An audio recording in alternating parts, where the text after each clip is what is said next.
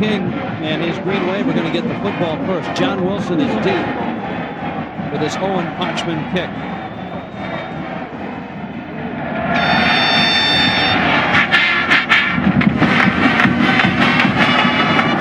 Wilson at the 10.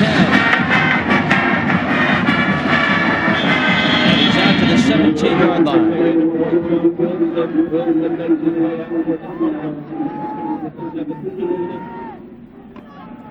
There's your setup, the quarterback comparison. Frederick, 13 of 21, 119 yards, 10 of 21 for King. But Frederick has been knocked around a little bit more than Sean King has. And, I think that Frederick is probably still feeling the effects of the first couple of hits he took when the game opened.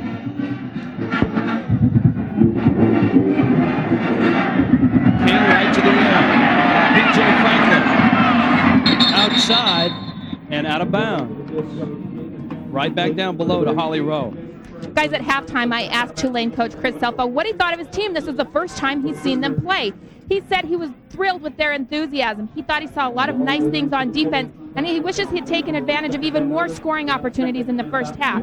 For Lavelle Edwards, he said he was disgusted with his team's execution. I asked him if he would change quarterbacks, and he said no, the quarterback problem right now is not Kevin's fault. Well said. Up to Tony Converse. And Converse is stopped by Derek Stevenson. The one thing we've talked about, harped on in the first half, is BYU defensively getting a handle on the quarterback draw. They've got to stop that play. Right now, Tulane is still spreading the field and getting the matchup that they want inside and just dumping off the quick screen pass. As much as we've talked about the BYU quarterback situation, it's the BYU defense who came in 5th in the NCAA that is struggling right now. And Tulane is going to pick up another first down. Well, again, it's the inside receiver. They put P.J. Franklin in the middle of the field, and BYU has a hard time matching up with him. They can't bring in a nickel back because of the no-huddle offense. So now you have a fast and quick guy working against a linebacker or a strong safety. Advantage Tulane. There's a BYU Cougar down right now. Brigham Young opened the scoring in this ball game. Kevin Frederick found his mate Ben Horton on an 11-yard touchdown pass. BYU missed the extra point. Since then, 20 straight Tulane points. And how about the Tulane defense? Darren Yancey, the senior defensive tackle, goes down. He's right here. There you see Yancey, Darren Yancey going down. He's an all-WAC performer. And really one of the top players on the BYU defense, and a big one at 305 pounds. They really don't want to lose him. Certainly the concern now is whether it's a serious injury. Size difference was something we discussed coming in, Rod. That really hasn't been much of a factor, has it? Well, Tulane's approach is that they view it as a marathon, a long race, and that if they can move the whole time, then what they'll do is gain an advantage by making BYU tired. So far, it's worked. We're just underway. Second half, we're back to Memphis after this.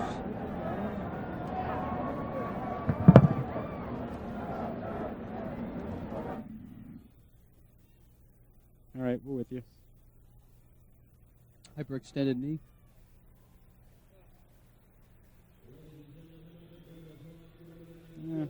Yeah. That didn't look. Okay.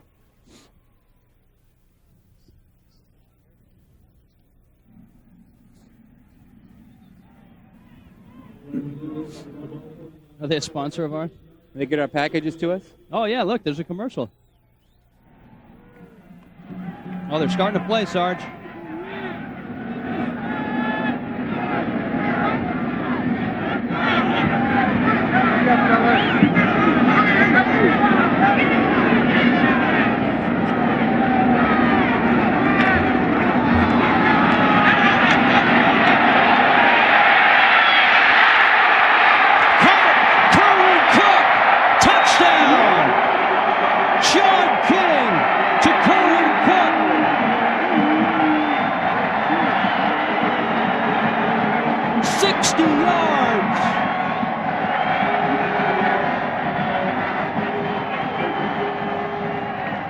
coach. It's down on the bottom to the left side of the screen. A half roll to the right and throwback to Kerwin Cook. He gets man-to-man coverage, and he beats it. Beats it like a drum. He had a 47-yard catch in the first half, and then a big one there. Kerwin Cook, the third receiver who came into the game with 27 catches, has had 2 big ones today. His cousin will like that one. Doug Williams, former quarterback, now the Grambling head coach. And the Tulane Green Wave, if there were any questions after the first half, they are answered here.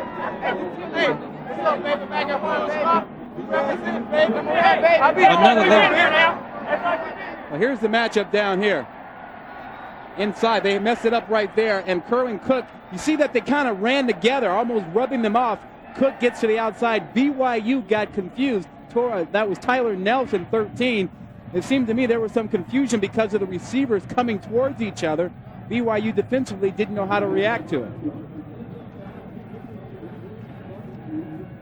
Hey, we're going now. Hey, Boy, that says it all. look out, here we come. Kerwin Cook had the big catch, a 47-yard catch, to set up touchdown number 2. Well, you know, we talked about that matchup, the inside receiver, and how that is a mismatch for BYU. And Tulane has been taking advantage of it all day long.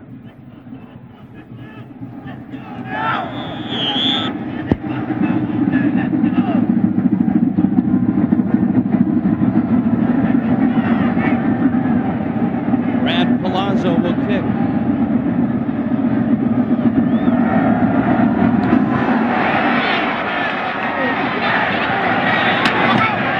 At the 12. And Miguel to the 31-yard line. And now the questions around the BYU offense. Chris Selfo and his Tulane defense kept that man and the rest of the Cougars in check. And right now, Chris Selfo is probably saying, you know, it's a pretty good gig I got. I got a pretty good team. Not bad being the head coach. Got a guy like Sean King can throw up points like that. Defense flying around. I like this. I'm sure somewhere right now Tommy Bowden's pretty darn proud as well. Veteran, lots of time. Man open. Hot. Over Argawe. Tabita makes the catch. At 47. Tabita Hangawe just came across the field, dragging across the field as tight ends will often do when the quarterback rolls. Got in behind the linebackers. He's a big guy. It's hard to miss him when he's out there, 6'2", 245. Nice pickup. Still, BYU has to have some patience. Can't panic. They just need a score to get back in. Michael Gell in motion. Veteran Aaron Cup catch. He's to the 45. If there's any school in whole history that is used to coming from behind miraculously, it's BYU. They had a nice comeback in their last bowl appearance, the 97 Cotton Bowl, down to Kansas State. They rallied for 2 touchdowns in the fourth quarter. Well, there's plenty of time here. And what they need is a good, solid drive and get their confidence back. Their 18th bowl appearance.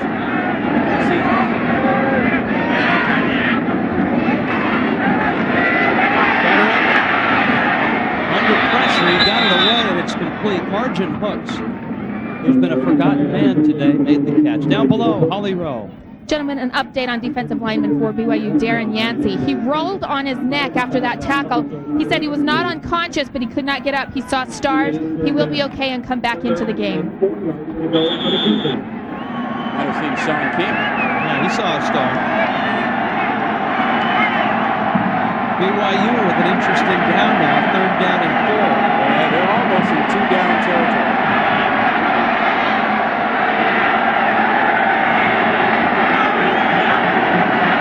Veteran lost the ball, and now he's going to lose yardage.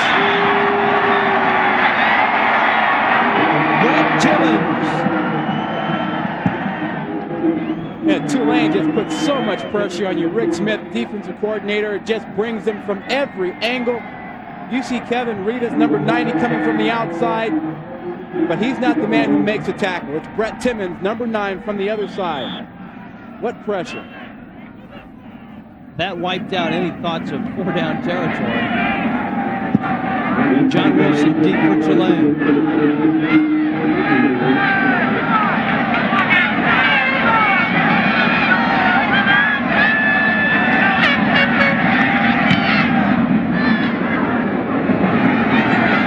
Wilson dropped the football. Tulane got it back.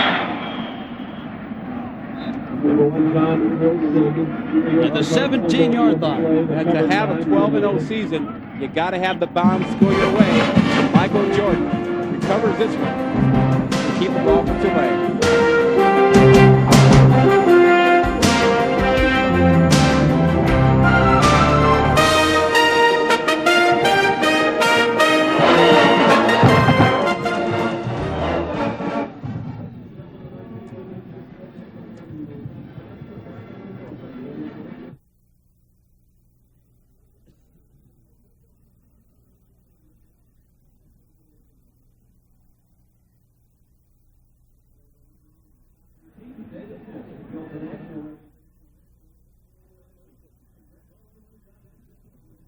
BYU's got to come up with something down here.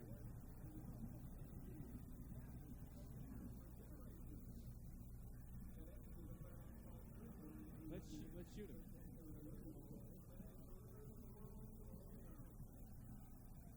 He's got to run out on the field. He's got to get out there and stop him.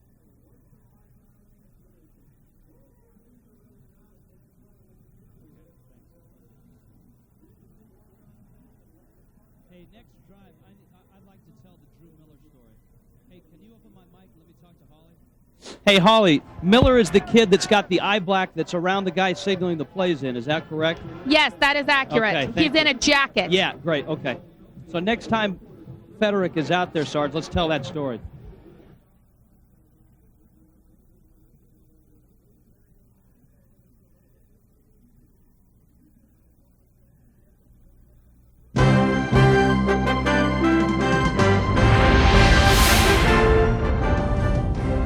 ESPN's exclusive presentation of Bowl Week and the 1998 AXA Equitable is brought to you by the more than 2,500 AutoZone stores across America. AutoZone, the best parts in auto parts. And by FedEx. FedEx, be absolutely sure. Memphis headquarters of FedEx. The Liberty Bowl. It is first down for the Green Wave. And Tulane on top, 27-6.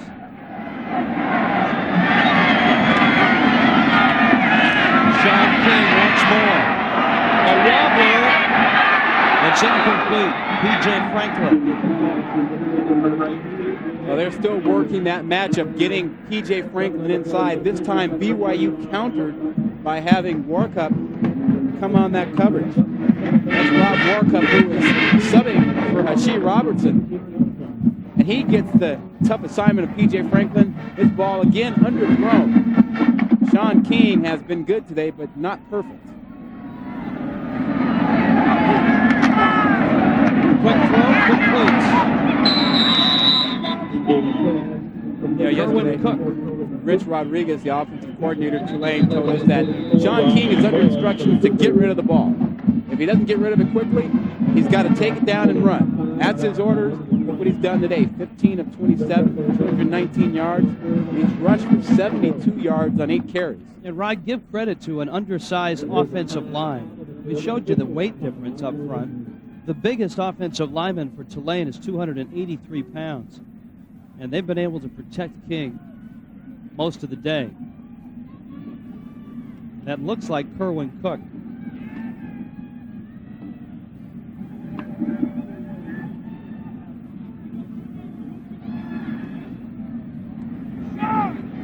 Ten and a half minutes left, third quarter. You talk about that offensive line of Tulane. They are so quick and they spread you out that it really helps them run the ball and helps them get rid of it quickly when they can spread you out and get the matchups that they like. See if we can see the hit right now on Kerwin Cook. Well, when Rob Morris. When Rob Morris hits you, you feel it. He got him right in the ribs. Yeah.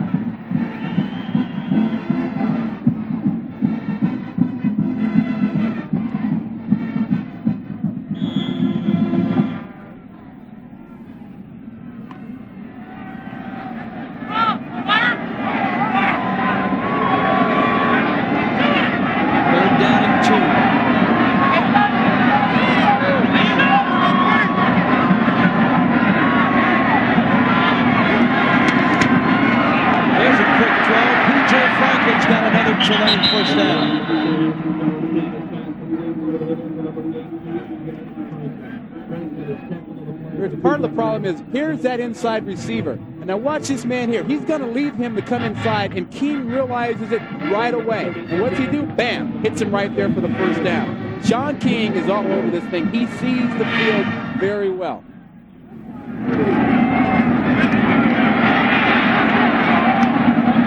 Deflected and almost picked off. Brad Martin, the senior linebacker.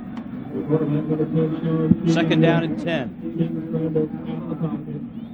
How good is that BYU defense? They had 6 players named to the all-WAC team, 3 on the first team, 3 on the second team.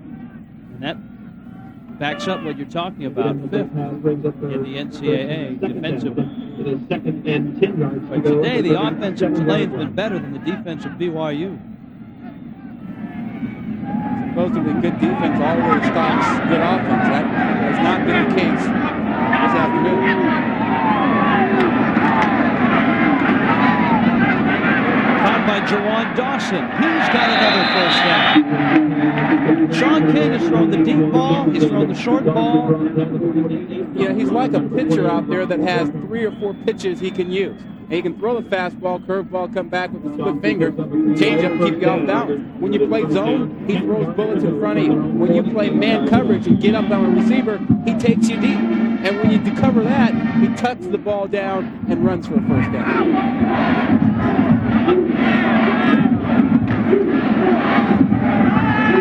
Jamaican Dartez to the 49-yard line. Notice the tempo of the game has changed for Tulane. They are still going with the no-huddle offense, but now they aren't moving as quickly. Coming up on ESPN Classic, just to get you ready for January 4th in Tempe, some classic number 1s against number 2s. The 93 Sugar Bowl, Alabama and Miami. 83 Sugar Bowl, Penn State and Georgia. Alabama and Penn State in the 79 Sugar, and the 75 Rose, USC against Archie Griffin in Ohio State. King, he's got another first down, and he's out of bounds at the 40-yard line. Chris Ellison made the stop. Sean King. We got a chance to chat with him yesterday, and he is as delightful a person as he is a quarterback. Full of life, easily given to smile, looking forward to going 12-0. He just lights up a room. You can tell why he is the leader of that Tulane team. The numbers continue to grow.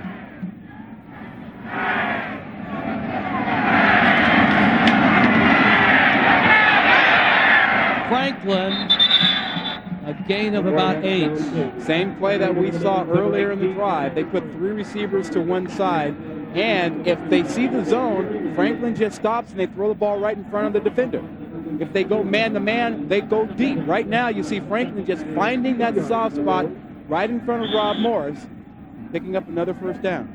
Close to a first down, I'm sorry. 50 yards on the drive. This is play number 9.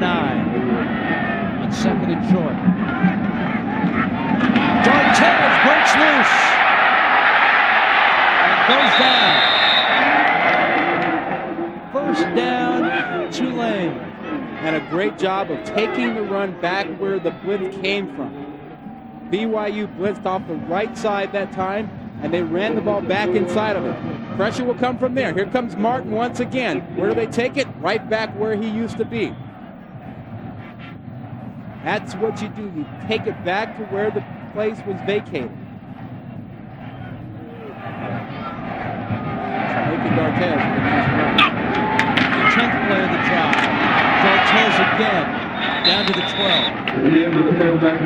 And you know, Rich, the no-huddle offense starts to wear on you. As you take a look there at Rich Rodriguez, the offensive coordinator, when you run the no-huddle, defensively, you get tired of standing out there in the field. You want to get back to the huddle. You want to regroup. This offense doesn't allow you to do that. You see the players for BYU, they never get a chance to talk to each other. Or get set. Flags are down. Caught. Dartez is in. But hold on. Jamaican Dartez with the catch and the score. A flag is down at the 10-yard line.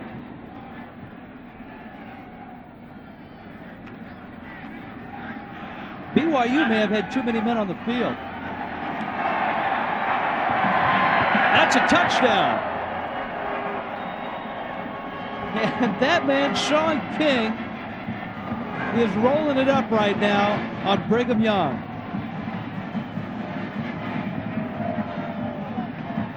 And the BYU defensive team seemed to stop playing once they heard or saw flags. Look at the way they give up there. Nobody makes an effort. Nobody makes an effort at all. They just give them the touchdown. Jamaican D'Artez didn't have to worry about anybody. 3 BYU players had a shot to make a play, Rich. Not one of them reacted.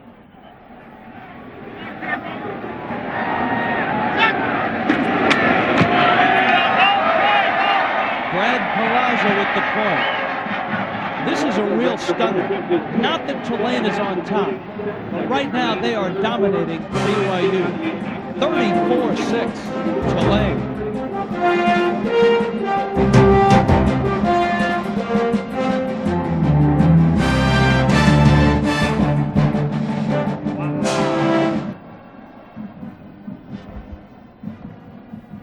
Just talk to me. I didn't hear you.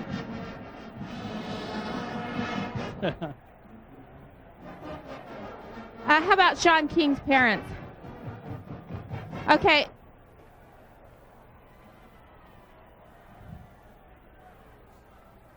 We'll save it for the fourth quarter. I was thinking, some of the. I was thinking about some of the Sean King bites, but maybe we can save it for the fourth quarter. We may need something then. Flashback. Let me tell you about. Oh, Bo Jackson. Oh, yes, I do. But I'd also like to tell the Drew Miller story here as well. You'll get to it. He's the, yeah.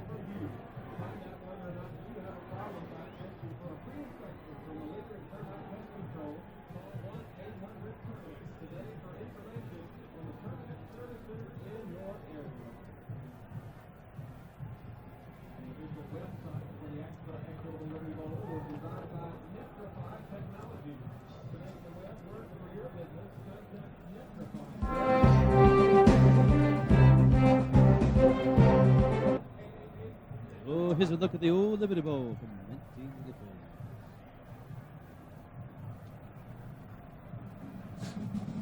1984 Liberty Bowl. Oh, let me tell you about Bo Jackson. Auburn and Arkansas. 90 yards and 2 touchdowns. And Bo ran away from the Hogs. 34-6. Tulane is washing away the Brigham Young Cougars right now. And I guess before we go any further, we must congratulate Keith Jackson. I was going to say you did nice little Keith Jackson there, but has anybody been more important to college football than Keith Jackson? I know that we both have enjoyed him over the years. He worked the Rose Bowl on ABC and then the big one on the 4th.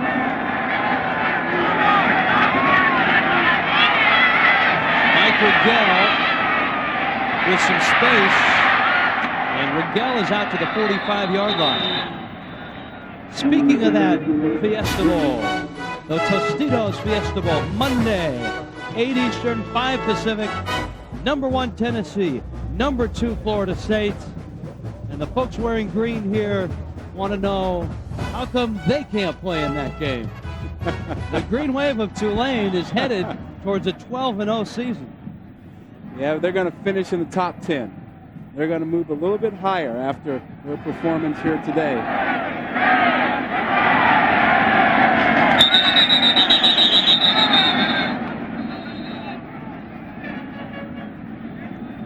Whistles on the snap.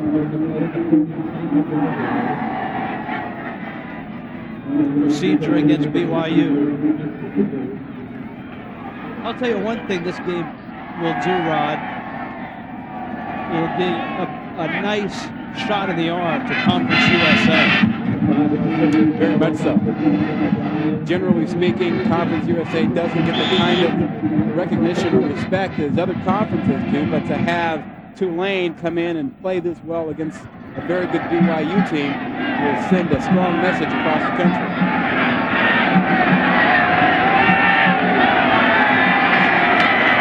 Kevin Federer. Now's time going deep. Margin hits. And he overthrows it.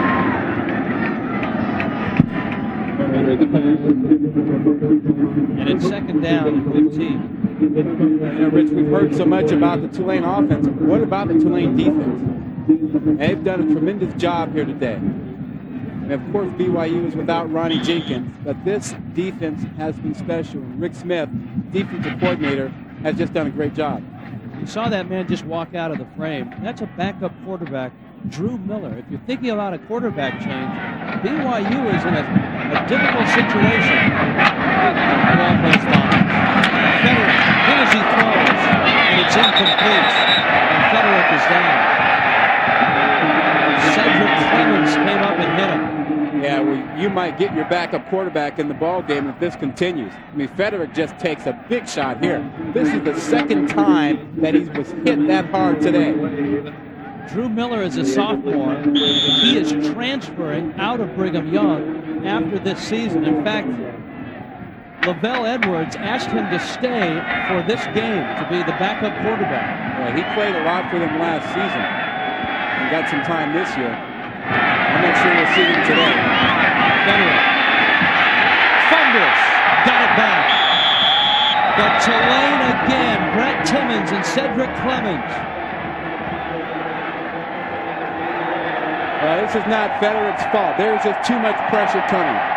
Up front, Tulane is too fast. They overload the left side. They bring the blitz from that direction. And Timmons just works and gets back to make the sack.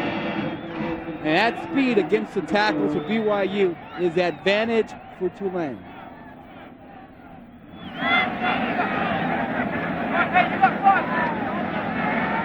J.D. Hartsfield has been a busy guy. Tulane may come after this one.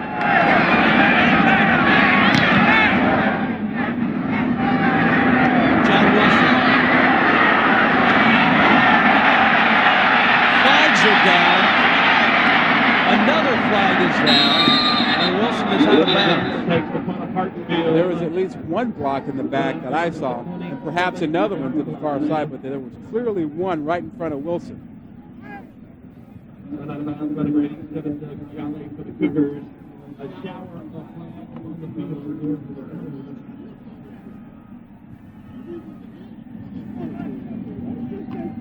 Doyle Jackson says illegal block against Tulane. Just under 6 minutes left. Third quarter, the Equitable Liberty Bowl. It's been all Tulane so far.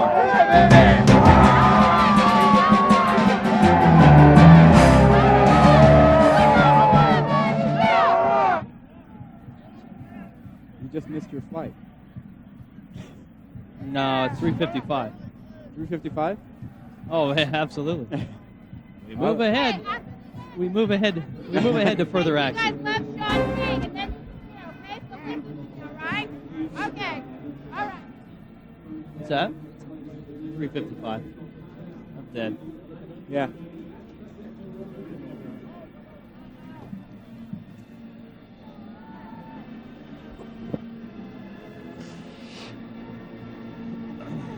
And Sam King.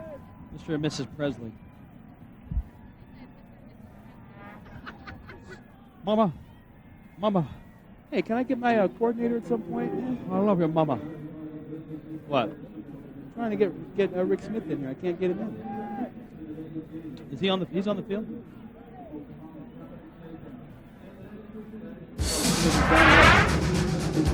Welcome back to ESPN.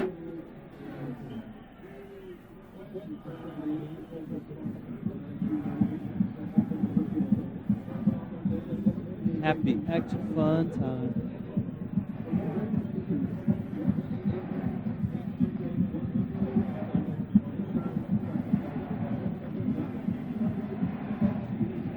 (11 and 0), number 10 in the country, and playing like it. 34-6, Tulane on top of Brigham Young.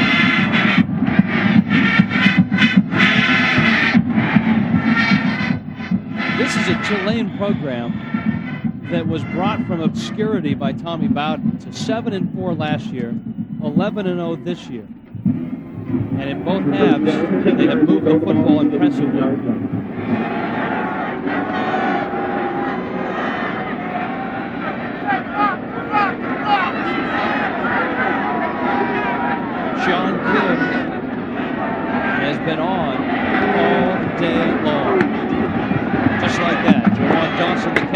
And he's down to the 25. Down below, Holly Rowe. Holly?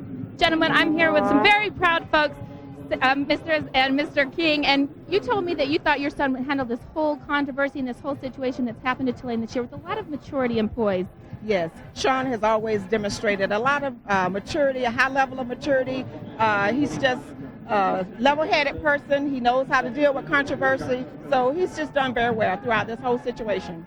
We talked with him yesterday, and he charmed us all. He's just a lovely person. He's even better person than he is a football player. You've got to be proud as his mother. Very much. Very. And Sam, you had an instrumental quote in his season this year. He said, "Dad told me, if you're worrying, you're not praying, and if you're praying, you're not worrying." And he said he's really lived by that this season. Well, there's one particular scripture that Sean really loves. He always said, "I can do all things through Christ who strengthens me."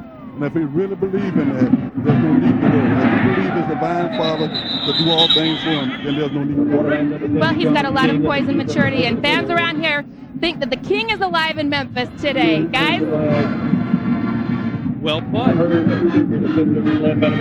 minutes away from Graceland. Maybe Sean will stop by and take a few laps in the jungle room before he's done. I say BYU is probably hoping that he's not live. BYU would not like to see the King any more than today. They've seen too much of him already, huh? And this is not a bad... The jungle room, guy. You've never been to the jungle room? I don't plan to go. You got to go to the jungle room in Memphis. I do not. You know, Rod, this is not a bad BYU team. They were 9-4 on the season. They beat Arizona State. They played Alabama tough on the road.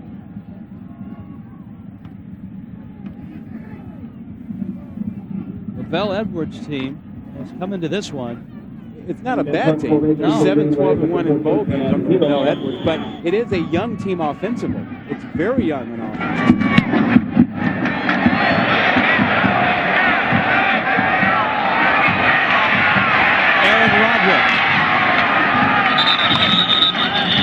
To the 39-yard line. Tim Carter made the stop. The Chick-fil-A Peach Bowl is coming up. Chris Elfo's old team, he was assistant head coach at Georgia. They're number 19. The Virginia Cavaliers at number 12. It's coming up next on ESPN. Now, Rich, talking about BYU's youth on offense, they really only will lose one starter as a senior, and that's Joe Wong on the right side. And everyone else will be back. Of course, they're likely to lose also Ronnie Jenkins. That's a good point.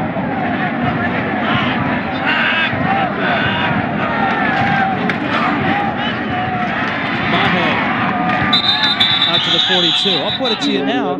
Does Jenkins and Robertson make a difference in this game?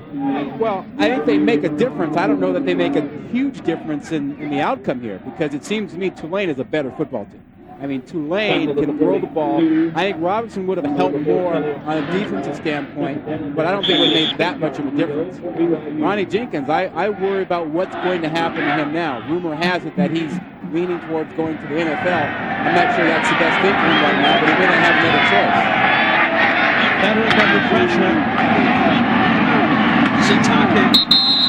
And he's got a first down at the 45-yard line.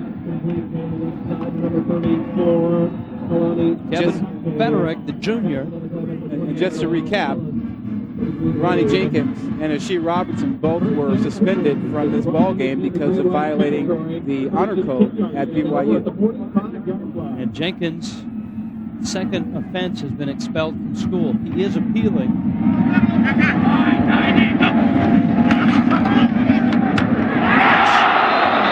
Big hit coming up from the secondary. Meldon Barnes. Tellis Carr was right there to get that one and just couldn't hang on to it.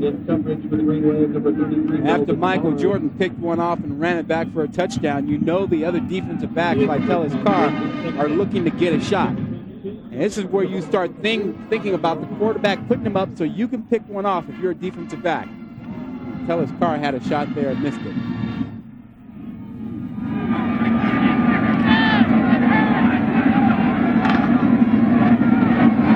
And down is Mahe. Manny Cuellar broke through to get Mahe before he could pitch it to Rigel. That was a great play by Manny Cuellar. And he's going up against a tackle who is much bigger than he is. And look at him drive him all the way back. He uses his speed and quickness, and he gets back there. Actually, he was up against Carlos Nuno, the tight end that time, and he just drove Nuno back into the backfield. That was a nice call by the official because you could see in a split second the knee was down before the pitch. Well, how about the job that Rick Smith has done with this defense here? And 2 of 10 for BYU on offense today. Federick with pressure again. Steps up, throws it wide and incomplete. Phil Henderson put on the pressure. You talk about Rick Smith and his Tulane defense. Exhibit A. Yeah, Exhibit A, B, C, D. Follow it if you like. It's pressure. It's getting to the quarterback. It's disrupting the flow. It's making tackles right up front. Federick has been knocked around all day long. And that's what Rick Smith wanted to do, and it's worked out. But how about Rick Smith? Here's the guy who is auditioning for his job. Yeah, unlike Rodriguez, the offensive coordinator, who is following Tommy Bowden to Clemson, Smith did not get an invite. And he's not sure which coordinators his cell phone will be. However, if this is an audition, I think he's passed so far. I'd agree with that wholeheartedly. They'll down it at the 10. Sean King back on duty when we get back to Memphis.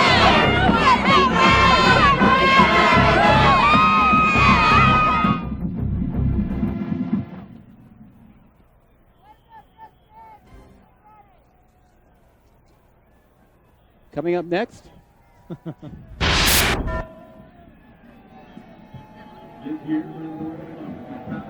So tell me, Rod, if is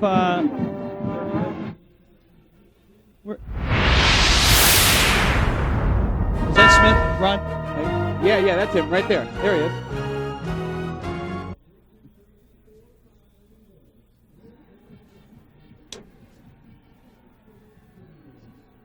Okay.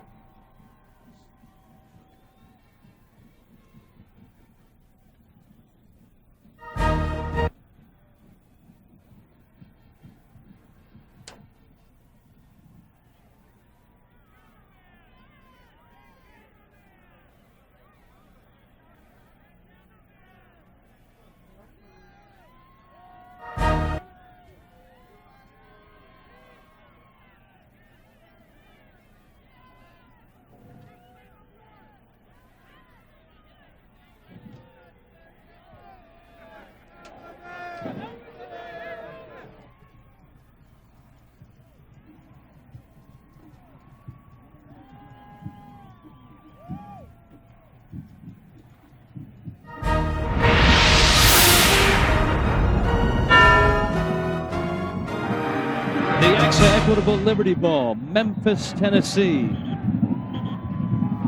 And the Tulane Green Wave are about 17 and a half minutes away from going 12-0. Sean King, the two-time Conference USA Offensive Player of the Year. Tony Converse will keep it on the ground, and he's knocked out of bounds after a 10-yard pickup. Rick Smith, defensive coordinator for Tulane, has done as masterful a job with his defense. There he is. Yeah, he's right there. Right there. You know, he was crushed when Tommy Bowden did not invite him to go along at Clemson. And then he was crushed again when Rodriguez didn't get the job here at Tulane. And now the question is, what's going to happen? Well, look what he's doing. He's showing you his defense can play, holding BYU to 7 yards rushing. I think he's got a job.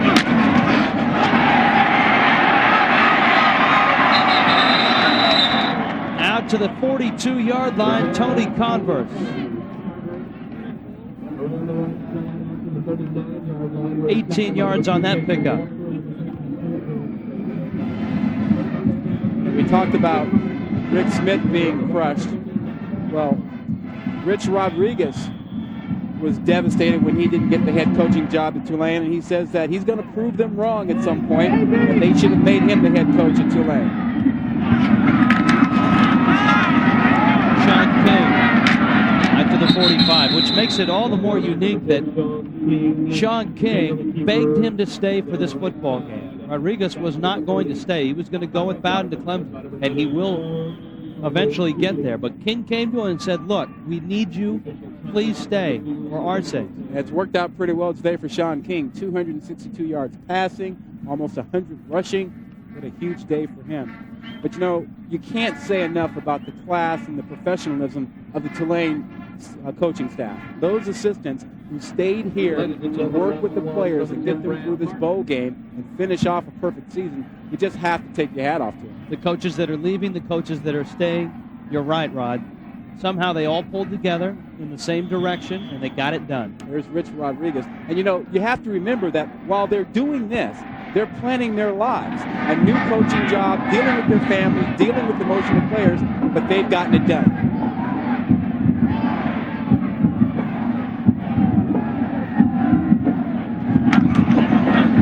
Inside shovel to Converse, and he'll be short of the first down. Third down, about 3. Well, BYU defensively, they need to make a play. I mean, even if it's not going to get them back in the ball game. And they had such a great season defensively that it's important for their pride, their season, to make a stand. To say enough is enough, no more points, no more first downs to Tulane.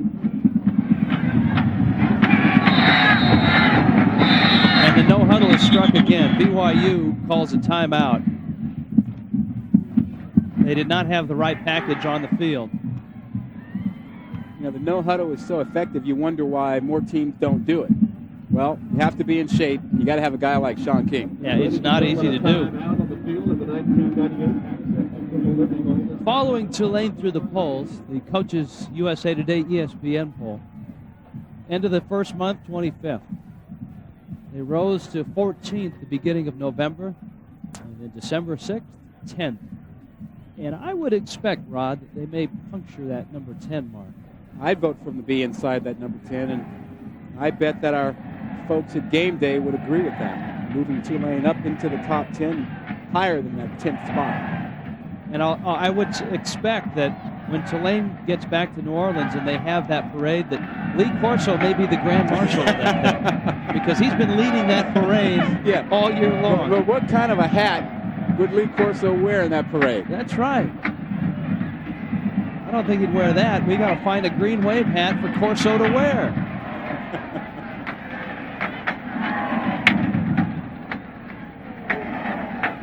There we are, right there.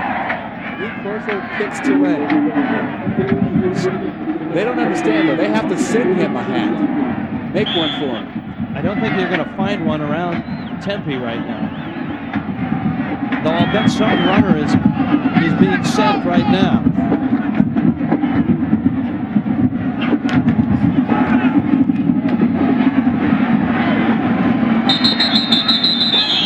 Brian Gray makes the stop on Adrian Burnett. Let's go down below to Holly Rowe. Holly?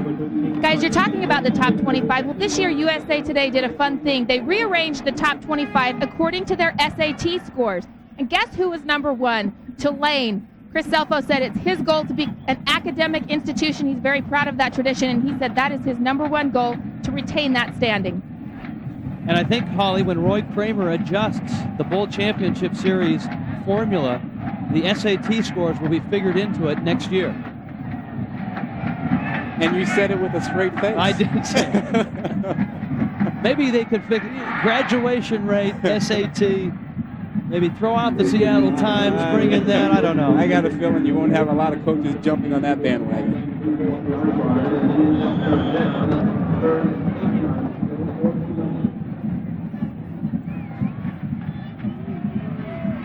What you might get, though, is you might get more of an uproar from fans saying if you have an undefeated team like Tulane and you have any kind of a playoff system, you have to include a Tulane in there.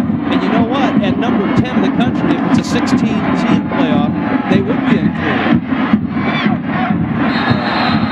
Incomplete, right at midfield. Brad Martin made the hit. Yeah, nice job by Brad Martin. He's still playing his heart out. But, you know, Rich, I don't see a 16-team playoff coming into fruition. I think you might at some point get away with 4 if you can limit it that way. Maybe that would happen. I think that would still exclude somebody like a Tulane from being a part of it. I think if that's the case, the other bowls, not the number 1 versus 2, then a team like Kansas State gets included in that final 4 or final 8. Aaron Roderick, the 25. Out to the 34-yard line. Tim Carter made this stop. You know, great thing about sports, scoreboard rules. You play, you win, you play, you lose. That's the bottom line. Kansas State had its opportunity. They lost 2 games. Purdue played a great ball game the other night. So there shouldn't be a whole lot of complaining about teams who didn't finish where they thought they should have. You know, Rod, I don't know if Lavelle Edwards was ill or not, but he's just emerging from the locker room. Probably was sick of watching his team. How about that?